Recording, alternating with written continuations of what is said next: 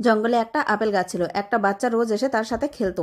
গাছটিরও খুব ভালো লাগতো। হঠাৎ করে বাচ্চাটা খেলতে আসা বন্ধ করে দেয়। তখন গাছটা বাচ্চাটিকে অনেক বেশি মিস করে। অনেক বছর পর বাচ্চাটা আবার আসে এবং গাছ তাকে খেলতে বললে বাচ্চাটি বলে, আমি এখন বড় হয়ে গেছি, আমার এখন খেলনা নিয়ে খেলতে ভালো লাগে, তো খেলনা কেনার জন্য আমার কাছে টাকা নেই। তখন গাছটি বলে, আমার ডাল থেকে ফল পেড়ে নিয়ে যাও এবং বিক্রি করে তুমি খেলনা কিনে নাও। বাচ্চাটা ঠিক তাই করে, আবারও গাছের কাছে আসা বন্ধ করে দেয়। বেশ কয়েক বছর পরে আবারও বাচ্চাটা আসে এবং এখন সে বড় হয়ে গেছে।